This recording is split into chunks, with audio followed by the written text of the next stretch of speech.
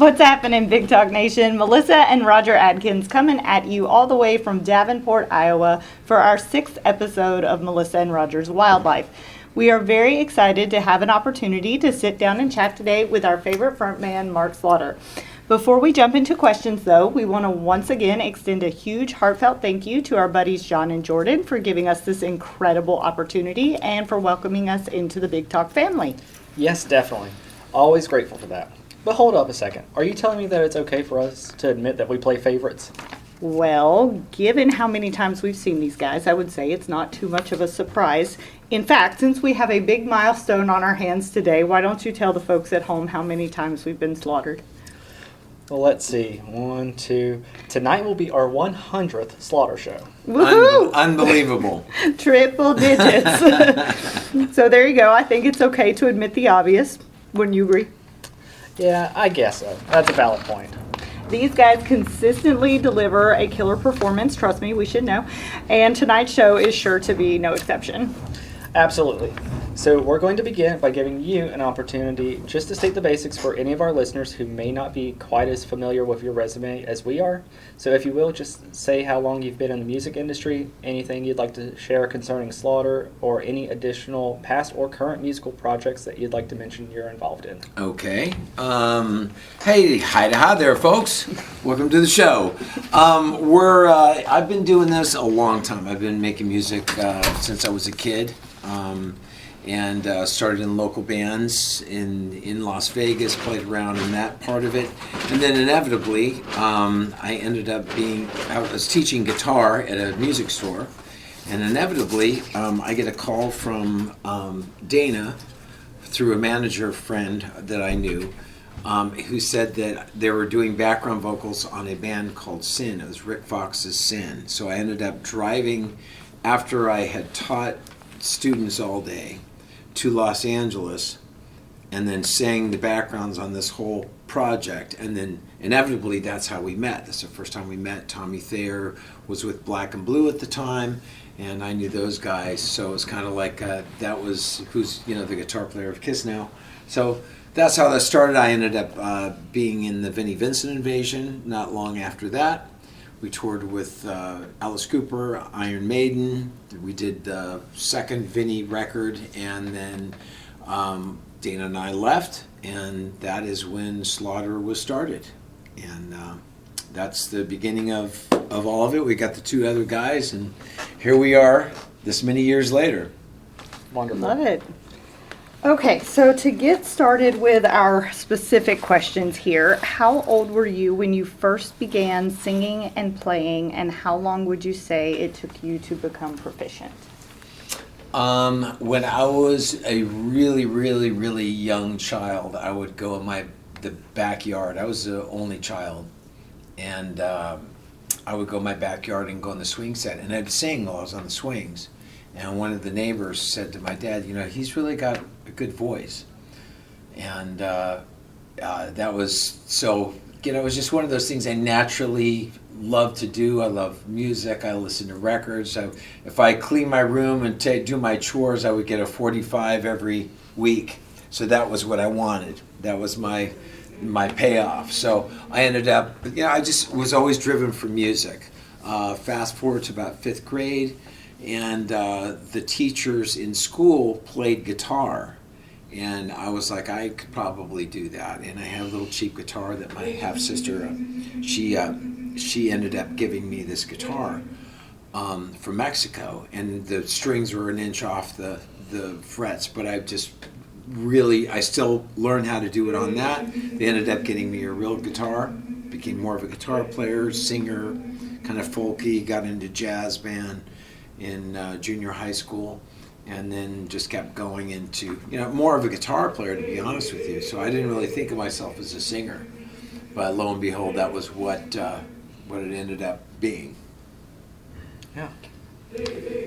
So who were your greatest musical influences, and what specifically made you want to be in a band? Major influences. I never had like that's my band or that's my jam. I like music. I like songs. I like songwriting. I like the structure of songs. So I'll go from Aretha Franklin, Shaka Khan to Lee Ritenour and Larry Carlton on guitar, Steve Lukather with Toto, and then into Black Sabbath and AC/DC and all these other things. So there's a lot of different things that I like. So there's not just one side of the environment that made me who I am. That's awesome.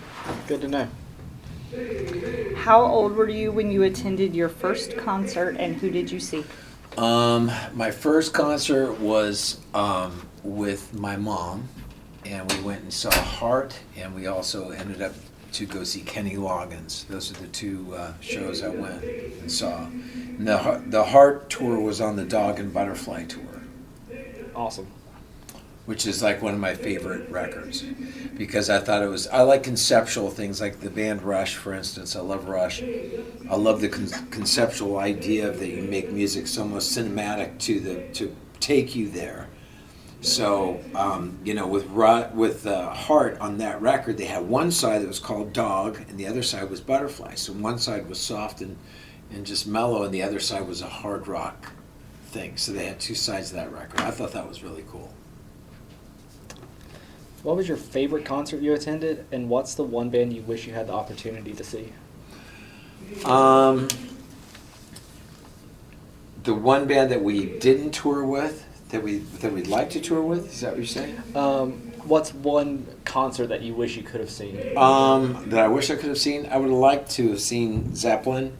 I never saw Zeppelin, and that's probably, the one that I missed because I was too young. But and then to tour with, we've toured with a lot of greats. We've been real lucky between Kiss and everybody else. So we've done a lot. Absolutely. It's been an amazing resume. Oh yeah. Looking at the past set list and lineups. Yeah, it's been great. Who was your greatest supporter when you first stepped out into the world of entertainment? First and foremost, my mom and dad. As far as a supporter into entertainment, when I was younger, they had a lot of great music teachers that are lacking now. And in Vegas was full of great teachers. My friend who ended up playing on my Halfway There record, Josh Egan, we went to high school together, and his dad was Louis Prima's piano player. Dash worked with Sammy Davis. So it's a lot of these old school jazz entertainers. It's the entertainment capital of the world. So there's all these great entertainers that are around. I think the influence of a lot of those things of the city influenced me a lot. Okay. Yeah. That's a really good environment to be in. Yeah, it was great, and I think that as far as those people, because it's a village of the people that say, hey, In fact, there was it's a story I have when I was in jazz band, and there was this trumpet player who came in, this old guy, and I was sitting in front of the chart. He was there for 2 days, and he sat with every person. And we would just run the song. We would just play the track, and it was a Glenn Miller arrangement. And this was the trumpet player for Glenn Miller Orchestra, the real trumpet player.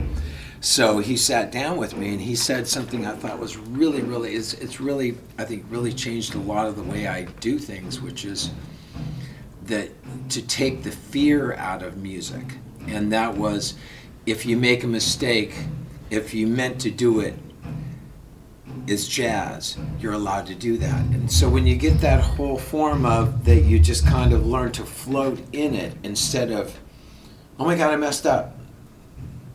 He sat down, and that was one of the things he said to me, and it really, really changed the way I played. It became more aggressive in how I would play, whether, even if I was, off, I would aggressively go there and then learn, oh wait, that doesn't work. But it allowed me to take that fear out, and I think it was really good advice. Mm-hmm. Oh yeah. What's the best and worst part about life on the road as an entertainer? For a singer, it's harder because you have to, your voice can only talk so much, you can only sing so much, you can only scream so much, and it gets tired. So that's the hardest part as far as wear and tear out here for me. That's how I feel. Other than that, so I have to go back to my room and be quiet, but everybody else can actually be out and enjoy themselves and go do the things they do. So that's hard. Mm-hmm.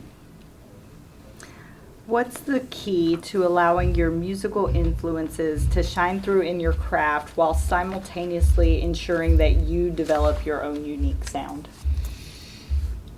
When it's your voice, it's already different. If you sing the way you sing, you're going to have your influences, but you pull from all those environments of those who influenced you, and it makes you your own person. And so ultimately with all that, I think that's the key, is that, although I'll say this is like this band, this is like this song's like that song when we wrote it, we'd have one that would be like, that's our Zepp song, or this is like a Sabbathy. You would have all these nicknames for these movements of music. And when we would write it, inevitably it would be like, when you put my voice on it, that's when it changes. That's when you realize, oh wow, there's a voice. Mm-hmm. So everybody has that type of voice. You just got to find your voice and what works. Gotcha. What's your favorite song to play live and why? Fly the Angels, because that was our biggest hit, and I think it's really moved a lot of people in life, and it's been nice to have a song that impacts people that much, emotionally and spiritually and everything else. And I think it's really, it was a big thing for me that I wanted to, we were a band that we weren't riding Harleys, and we didn't have tattoos, and we were kind of the boring, milk and cookies, so to speak, of all the bands out there. But I'm glad that we maintained being that band that was fan oriented and hanging out with people and bring them into our world. You guys have been to 100 shows, and at this point, it's like family. That's how it is now. We've always been that way with those who are close. Love it. In any group you've been affiliated with, have there been any songs that you've played for an audience and the reaction wasn't quite what you anticipated, like in terms of it becoming a much bigger hit, or maybe receiving kind of an underwhelming reaction to a song you love performing? I think that we used to play Do You Know, which is off the Wildlife record, and you can see that when you do certain songs, people don't react the same, because it's kind of a droning, kind of I wouldn't say stoner song, but it's kind of like, it's definitely one of those chill songs. Mm-hmm. And it would affect the people the way we didn't want it to. Mm-hmm. Even though we enjoyed playing it, we realized it was really cool for us to play, but we were realizing that we would have to fight harder to get the excitement back up. Gotcha. And I think really what we try to do now is just try to make it to where we can bang out the hits that people know, but also make it to where it excites people. And that was one of those things you could see the crowd kind of die down. And, it's hard because it's your song, you still love the song, but if it doesn't do what it does, it just doesn't do what it does. Yeah. Yeah, play on what the audience likes. Mm-hmm. Yeah, exactly. Yeah. What routines, tips, and tricks do you swear by that helps you stay at the top of your game? Water, drinking water constantly. Try to get sleep if you can. That's the key. That's the hardest part out here, I think. And again, for a vocalist, you can only go so far that you realize that you have to shut up, and that's hard because if you're an outgoing person who likes to chat with people, you have to stop. And you have to just go to your room and be quiet, turn off your phone, and relax. So that's hard. That's the hardest part for me. And here you are taking time out to go and do an interview with us. We really appreciate it. Yeah, well, we just love you guys. We're always glad you're here. What is the secret to becoming fully comfortable and confident in front of an audience? It's an old Dean Martin joke where he'd walk out and he'd see the whole audience and he'd have a drink and it was all an act and he'd go, "What are all these people doing in my living room?" You know, it's like, it's just how you look at it. And you realize that these people are not, you know, they're not aggressive, they're not angry. They're glad to be there at a show, usually. Now, if it's not your crowd, you got to go out and work hard to make it your crowd. But that's just all, you know, it's all in your attitude. Gotcha. Have you played any locations or venues that particularly stood out? Or at this point, do they all kind of just run together into a blur? They run together, but as you guys know, because you were there, Fall View was wonderful. Yeah, that was an incredible stage, incredible view, and you know, you get into that where you see some things that are just not the norm. Those stick out. Yeah. You know, they really do. You can't help it. The same thing when we went to Japan, or when we've been in other places that it's not the typical. That's when you go, wow, that's really cool. Fair enough. What would you say are the most crucial components that go into a song that elicit an emotional response that's felt rather than something that's just heard? What song? Is it? Like what components of a song? What brings emotion out of people? It depends on the beat. If it's one to get people moving, it's got to have a beat that gets people to move. If it's melancholy, then you have to write lyrics and melody that's melancholy. I mean, the music itself has to tell the story before the vocal even hits. You know, that it's got to have that sound that takes you there. And I think that's the most important thing as a musician, is you're trying to write time stamps in everybody's lives, and including our own, that resonate to people. And you know, you only hope that your music would actually live on as long as ours did, and continues to, you know, make people happy. But you know, there is no formula, and I don't think there's any rhyme or reason to it. You just try to write stuff that you go, that's kind of cool, I dig that. Okay.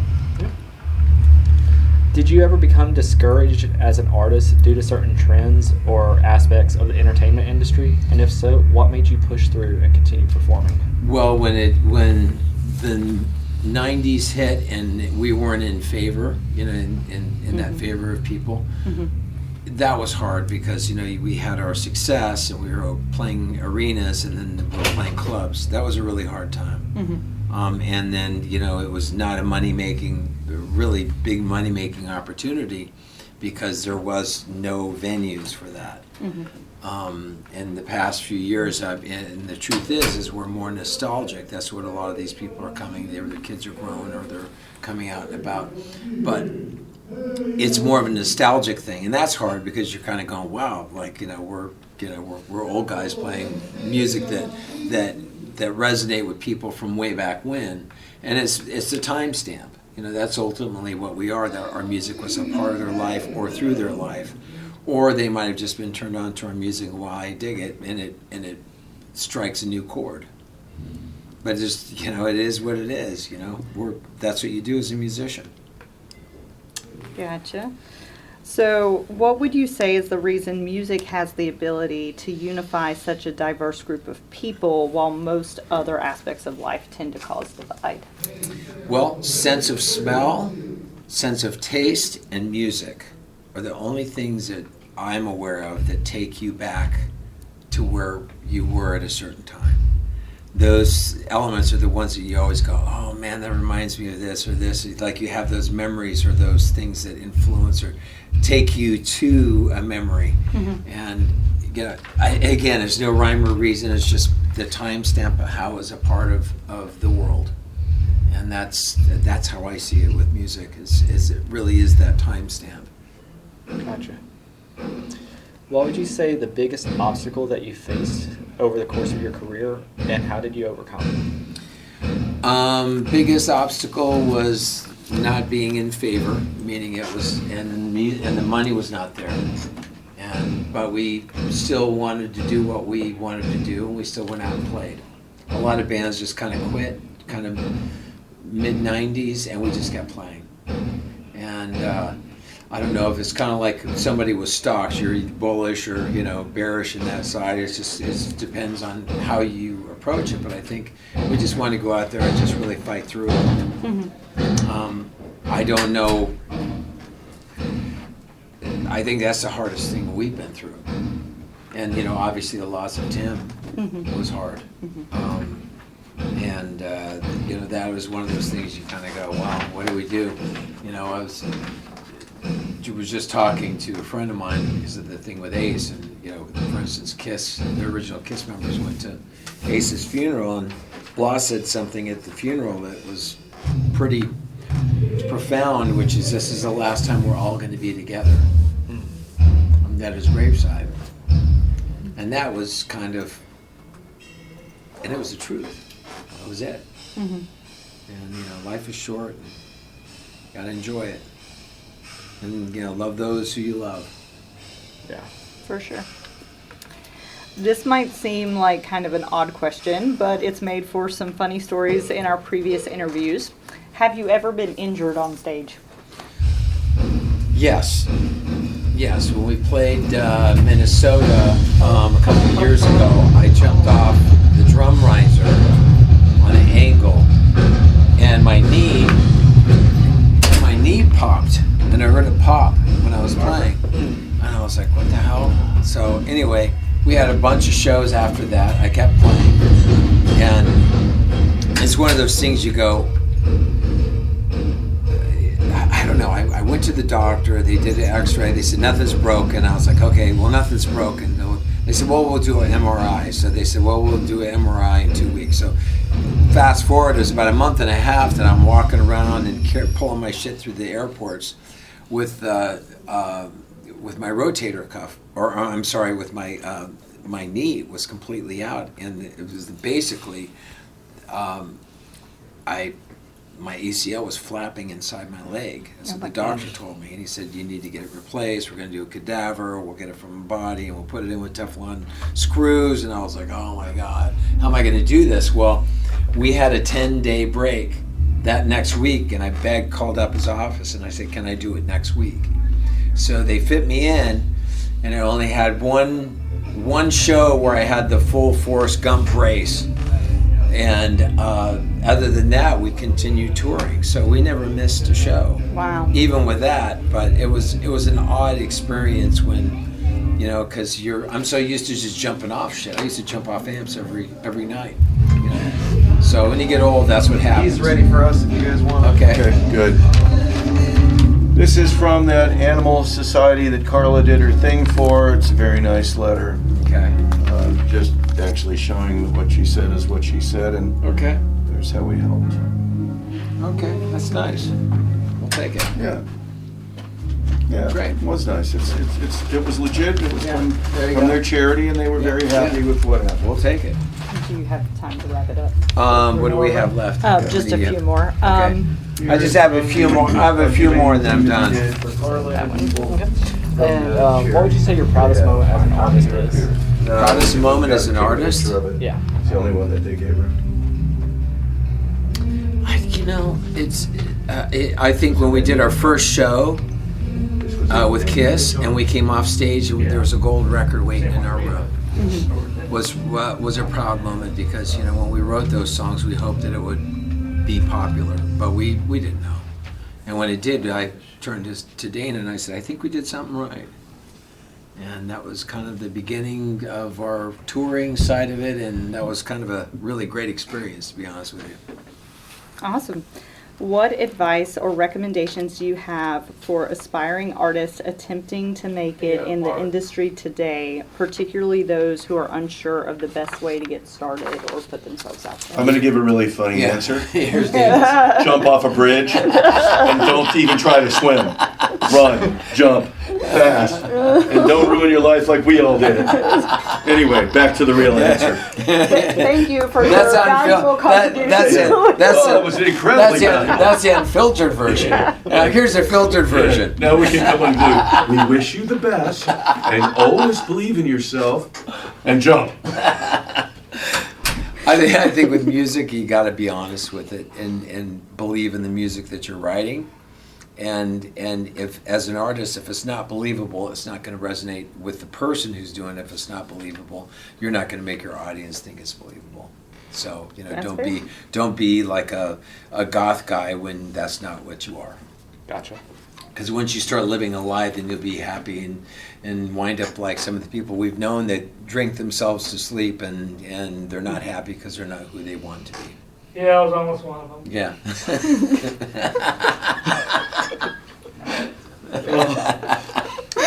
What is I it? wasn't that bad. Yeah. No, you weren't that bad. We'll get to your turn Yeah, next. you're next. Yeah, you're next. Yeah.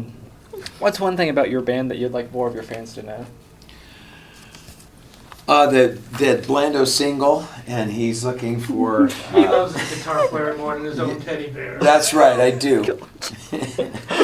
Because he's about the size of a teddy bear. What? As far as I'm the about the band. size of one of like a tin man's shoulder right now.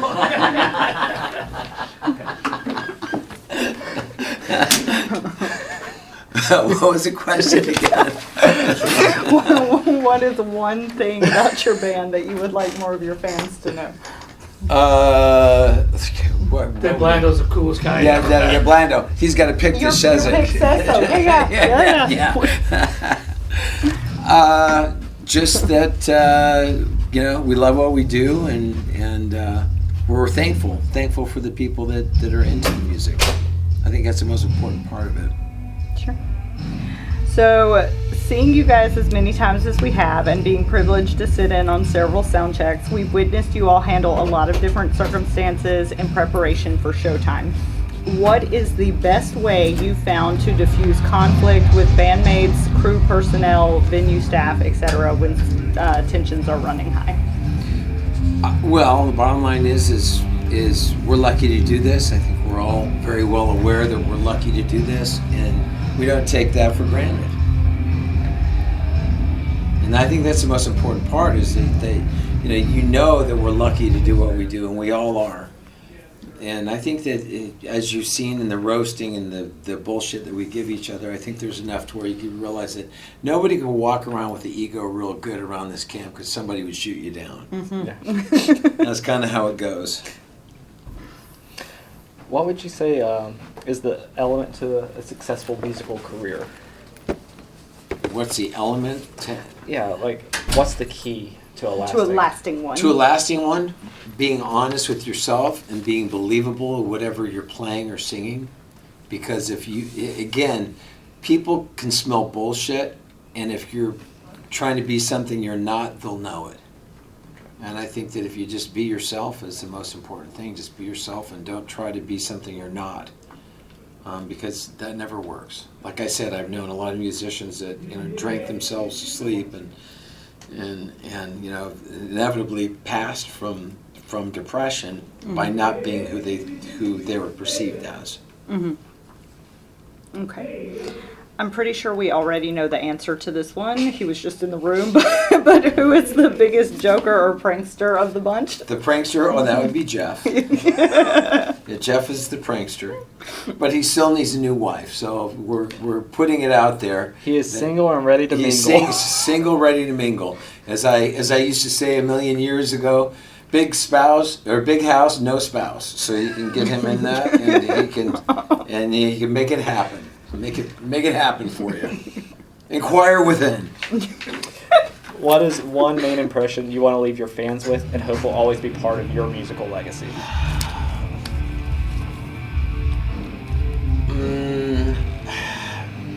Look, I just it's not a legacy or anything. It's just I think it's just enjoy life.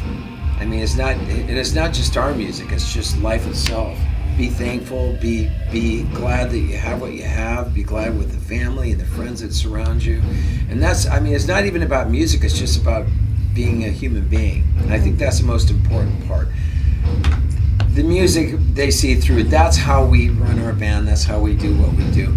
Nobody's putting on an act here. We're all just regular guys that do this. We're the guys next door that did well, and we're not putting on an image or something that we're not. And I think it's different to be that band because I think a lot of bands try to live up and have a certain persona, and we don't really give a shit. We just go out there and do it. Love it. So, final question for you. Do you have any additional fun facts or stories you would like to share? And if not, do you have any recommendations for us concerning additions we must include on our concert bucket list? Concert bucket list, huh? Well, you guys are there, so I don't have to worry about the concert bucket list. Here we are, 100. Shit, why do you think we've been at 100 shows this last year? Yeah. So, I mean, look, it's, you know, as far as that goes, it's just, it's stories and all that. We're just regular guys. There's really no stories in any side of it that nobody was partaking in drunk stupidity or any of that type of stuff. But there's always a few jokes or something along the way. But if you stick around and you have your ear close to the door, you'll always hear what's going on. And as I think that's one of the things you guys get to chuckle about as you follow in or around all this idiocy, that's for sure. We've heard some fun things. Yeah, I'm sure you have. But thank you so much for taking your time to sit down and talk with us before the show today.